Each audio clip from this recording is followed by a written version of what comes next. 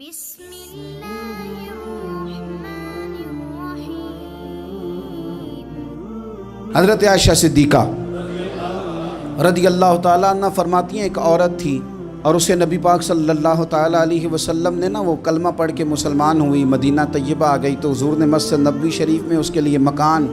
ایک سادہ سا کمرہ ساتھ مسجد کے بنوا دیا، وہیں رہنے لگی۔ اکثر وہ سیدہ طیبہ کے پاس آتی تو حضرت عائشہ صدیقہ رضی اللہ تعالیٰ عنہ فرماتی ہیں وہ بڑی باتیں سناتی اور آخر میں کہتی وہ ہار والا دن بھی بڑا عجیب دن تھا اور میرے رب کی قدرتوں کا دن تھا، وہ بھی بڑا عجیب دن تھا۔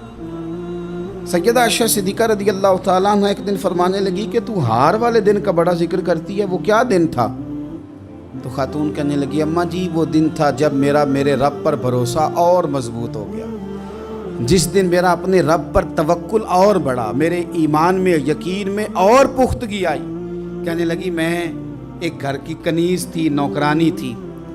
اس گھر میں ایک بچی تھی جس کے پاس سونے چاندی ہیرے جواہرات کا ہار تھا۔ اس زمانے میں چمڑے کے اوپر لوگ ہیرے جواہرات لگاتے تھے،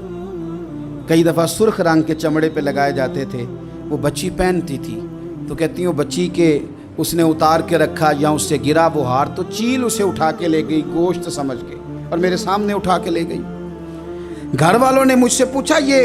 بخاری میں موجود ہے، گھر والوں نے پوچھا مجھ سے کہ وہ ہار کہاں ہے تو میں نے کہا چیل اٹھا کے لے گئی۔ گھر میں کچھ چوری ہو جائے تو سب سے پہلا الزام کس پہ لگتا ہے؟ ملازمین پہ۔ کہتے انہوں نے مجھے بڑا مارا، بڑی تکلیف تھی، حتیٰ کہ میری شرمگاہ تک کی تلاشی، میری عزت اتنی خراب کی میں بتا نہیں سکتی۔ میں نے اپنی زندگی میں ایک واقعہ دیکھا، ایک امیر گھر میں چوری ہو گئی، ملازم کو اتنا مارا کہ وہ چارپائی پہ پڑ گیا، پولیس والوں سے اتنی مار پڑوائی گئی کہ وہ بیچارہ چارپائی پہ پڑ گیا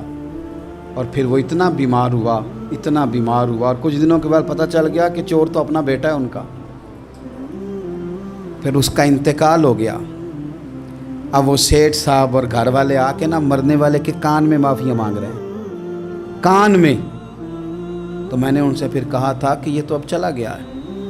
تمہارا زور چلتا تھا نا تو تم نے قانون خریدا اور تم نے اسے جتنا ہو سکا تم نے اسے مار پڑوائی، تمہارے پاس جو عدالتیں تھیں تم نے وہاں کارروائی کی، اب ایک عدالت قیامت کے دن لگے گی۔ یہ کمزور تھا نا،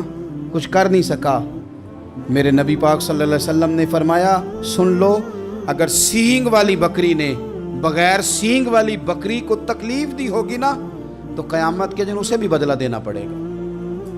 کہ تیرے پاس سینگ تھے اور تو نے اسے مارا تھا۔ وہ خاتون عرض کرتی ہے سیدہ عائشہ کی خدمت میں کہ مجھے بڑا مارا، مجھے تکلیف دی، میں کہہ رہی تھی کہ میرے سامنے چیل لے گئی ہے پر وہ نہیں مان رہے تھے، اماں جی انہوں نے مجھے بڑا مارا۔